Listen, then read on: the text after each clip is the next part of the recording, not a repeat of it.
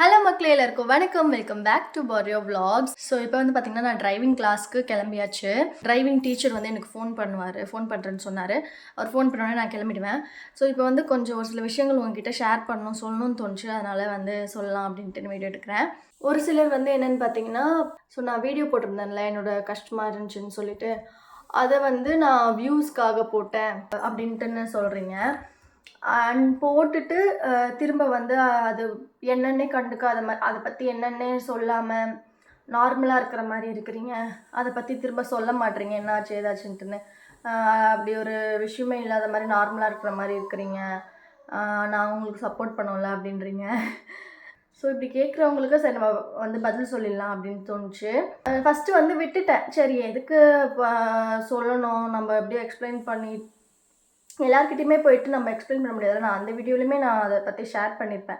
But இருந்தாலும் எல்லாத்தையும் தனியாக போய் மெசேஜ் பண்ணிட்டு இருக்க முடியாது அப்படின்னு சொல்லிட்டு நான் சரி வேணாம் கண்டுக்க வேணான்னு விட்டேன். பட் என்னோடய ஃபாலோவர்ஸ் சப்ஸ்கிரைபர்ஸ் நிறைய பேர் போயிட்டு அவங்களுக்கு நீங்கள் ரிப்ளை பண்ணிட்டுருந்தீங்க. அதனால் ஓகே நம்ம வந்து இதை போட்டுருவோம் அப்படின்னு சொல்லிட்டு நான் இப்போ ரிப்ளை பண்ணிகிட்ருக்கேன். ஃபஸ்ட்டு நான் வியூஸ்க்காக அதை போட்டேன் அப்படின்னா, அப்புறமா நான் திரும்ப நான் வந்து அதை பற்றி எதனா போட்டிருந்துருக்கணும்.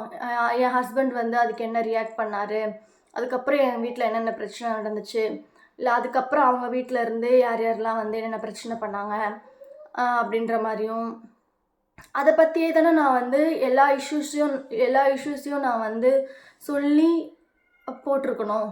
நான் அதுக்கப்புறம் நான் நார்மலாக தானே இருந்தேன். ஏன்னா நான் வியூஸ்க்காக அதை பண்ணல. எனக்கு அன்னைக்கு வந்து ரொம்பவே டிப்ரெஸ்டாக இருந்துச்சு. உண்மையாலுமே அன்னைக்கு எனக்கு ரொம்பவே டிப்ரெஸ்டாக இருந்துச்சு. அண்ட் இந்த விஷயத்த வந்து எனக்கு வாய்ஸ் அவுட் பண்ணணுன்ட்டு இருந்துச்சு. எனக்கு வந்து ரொம்ப நாளாக எதுக்கு நான் ஒன்றும் பெரிய விஷயத்த நான் வந்து என்னோடய ஃபேமிலி விஷயத்த நான் சொல்லலை. இது காமனாக எல்லார் வீட்லேயுமே வந்து நடக்குது. எதுக்கு இந்த காலத்தில் பசங்க வந்து ஒரு ஃபேமிலின்றதை விட மோரோவர் ஃப்ரெண்ட்ஸு, ஜிம்மு, கிரிக்கெட்னு அவங்களோட பர்சனல் திங்ஸ்க்கு ரொம்ப இம்பார்ட்டன்ட் கொடுக்குறாங்க.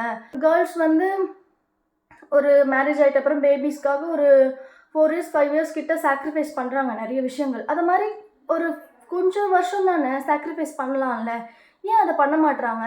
அவங்களோட ஹாப்பினஸ்க்கு ஃபஸ்ட் ப்ரையாரிட்டி கொடுக்குறாங்கன்ட்டு எனக்கு ரொம்ப நாளாக இருந்துச்சு, வெறுப்பு இருந்துச்சு. அதில் நிறைய பேர் அதை பண்ணுறாங்க, என் ஃப்ரெண்ட்ஸுமே நிறைய புலம்புவாங்க.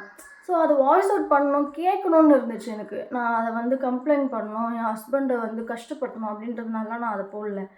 எனக்கு உண்மையாலுமே அதை வந்து மக்கள்கிட்ட எனக்கு வாய்ஸ் அவுட் பண்ணணுன்னு இருந்துச்சு. நான் அதனால் கேட்டேன். இல்லை வியூஸ்க்காகும் அப்படின்லாம் இல்லை. எனக்கு அன்றைக்கி ரொம்ப டிப்ரெஸ்டாக இருந்துச்சு. நான் அதனால் வந்து கேட்டேன்.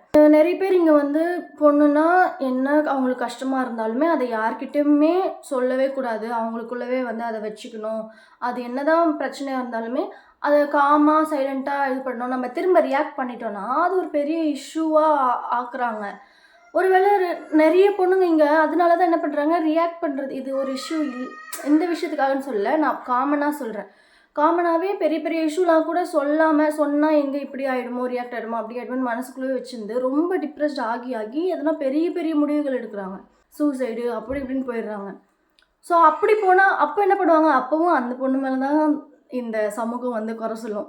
என்னென்ன அந்த பொண்ணு யாருன்னா ஒருத்தவங்க கிட்ட அதோட இஷ்யூவை சொல்லியிருக்கலாம்ல, அந்த பொண்ணு யாருன்னா ஒருத்தர்கிட்ட அதுக்கு என்ன பிரச்சனைன்னு சொல்லியிருக்கலாம்ல அப்படின்னு அப்போ சொல்லுவாங்க. அந்த பொண்ணு எதனா பண்ணிட்டு அப்புறமா வந்து அப்போ யாருன்னா அந்த பிரச்சனையை சொல்லியிருக்கலாம்ல அப்படின்னு அப்போ சொல்லுவாங்க.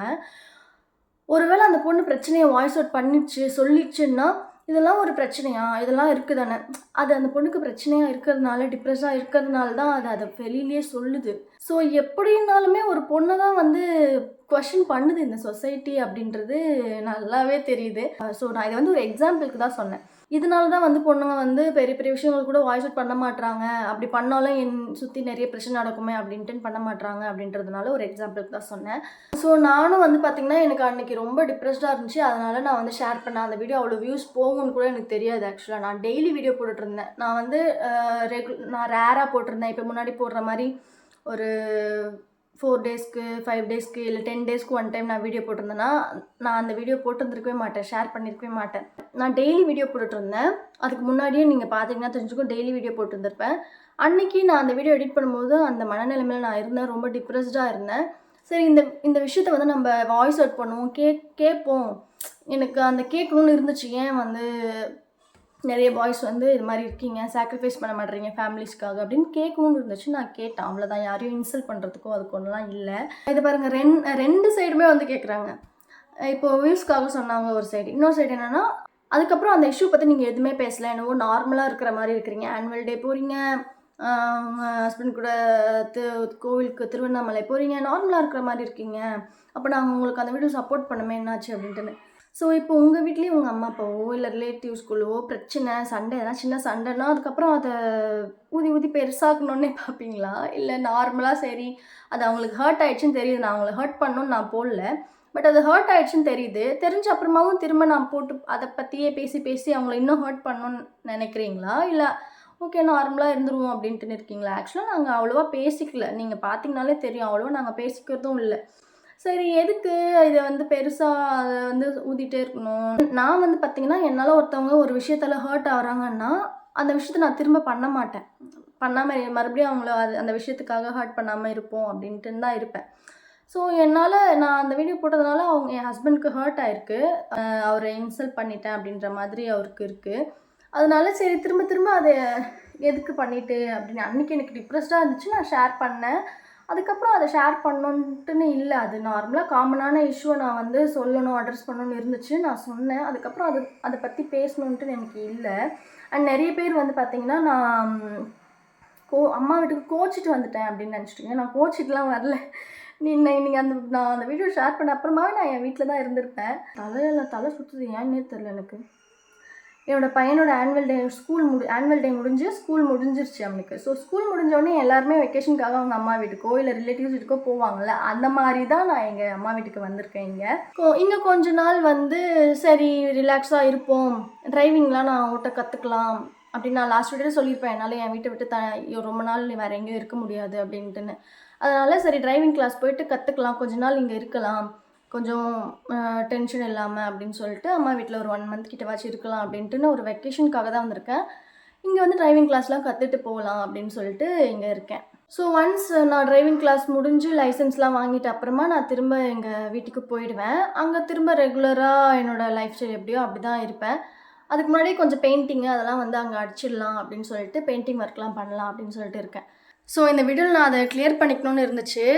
நான் அந்த வீடியோ போட்டது எனக்கு ரொம்பவே டிப்ரெஸ்டாக இருந்தேன். ஸோ நிறைய பேருக்கு இந்த இஷ்யூ வந்து நிறைய பேர் வீட்டில் இருக்குது அப்படின்ட்டுன்னு எனக்கு தெரியும். என் ஃப்ரெண்ட்ஸ்லாம் நிறைய பேர் ஷேர் பண்ணியிருந்தாங்க. ஸோ அதனால் காமனாக அதை வந்து வாய்ஸ் அவுட் பண்ணலாம், கேட்கலாம், அது ஒரு ஆதங்கத்தில் கேட்கலான்ட்டு தான் கேட்டது. ஸோ வியூஸ்க்காகவும் அதுக்காகலாம் நான் போடல. சரி நார்மலாகவே நான் இங்கே எதுக்கு வந்தேன், எங்கள் அம்மா வீட்டில் கொஞ்சம் நிம்மதியாக என்ஜாய் பண்ணிட்டு இருக்கிறதுக்கு வந்தேன். ஸோ அந்த பிரச்சனையை பற்றி திரும்ப திரும்ப பேசி அதை ஊதி அப்படின்ற மாதிரிலாம் எனக்கு இருக்கணும்னு இல்லை. ஒரு ஃபேமிலியில் நார்மலாகவே ஒரு பிரச்சனைன்னு நடந்துச்சுன்னா அது சார்ட் அவுட் பண்ண தானே பார்ப்பாங்க. ஸோ அது மாதிரி தான் அந்த பிரச்சனையை நான் எதுக்கு பெருசாக போய் அதை பற்றி பேசி இருக்கணும் அப்படின்ட்டுன்னு நான் நார்மலாக அதுக்கப்புறம் என் லைஃப்பில் என்ன நடக்குதோ, நான் என்னென்ன பண்ணுறனோ அதை பற்றி ஷேர் பண்ணிகிட்டு இருக்கேன். ஸோ இதை நான் தெளிவாக சொல்லணுன்ட்டுன்னு இருந்துச்சு, அதனால் நான் வந்து சொல்லிட்டேன். எப்படியா இருந்தாலும் இதுக்கப்புறமாவும் நிறைய பேர் வந்து கமெண்ட் பண்ண தான் போகிறாங்க. ஏன்னா நம்மளை பிடிச்சவங்க வந்து ஓகே எதுக்காக அப்படின்ட்டுன்னு புரிஞ்சுப்பாங்க. வேணும்னே வந்து ஹேட் பண்ணுறவங்க, வேணும்னே கேட்கணும்னு நினைக்கிறவங்க, அவங்களாம் தான் வந்து திரும்ப திரும்ப எதனா வந்து கேட்டுகிட்டே இருப்பாங்க.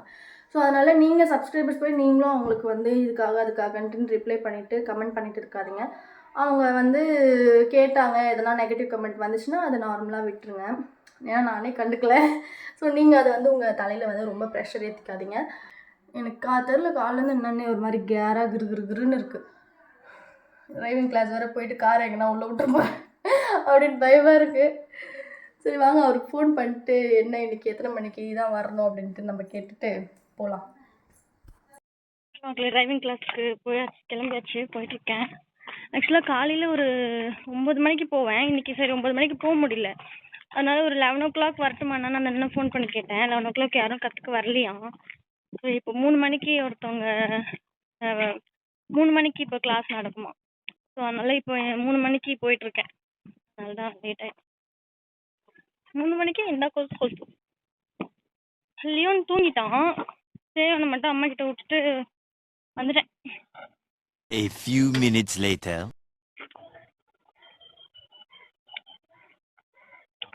டிரைவிங் கிளாஸ் முடிச்சுட்டே வந்துட்டேன்.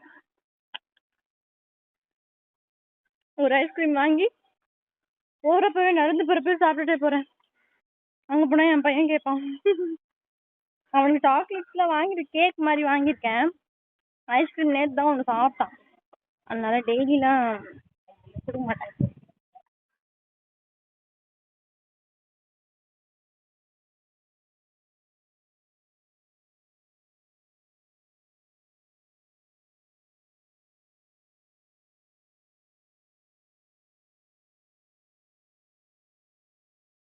அப்புறம் செஞ்சு காட்டுவோம், சொல்லாததையும் செய்வோம், அது வேற விஷயம். ஆனா இல்லை, நான் அன்னைக்கு ஏப்ரல் 23ஆம் தேதி அன்னைக்கு ஒரு நாள் மட்டும் இந்த விஜய் சொல்றத கேளுங்க. கேட்கணும் தலைவா, ஓட்டு போடுங்க. ஓடுவோம் தலைவா கண்டிப்பா. அடுத்த ஒரு 5 வருஷம்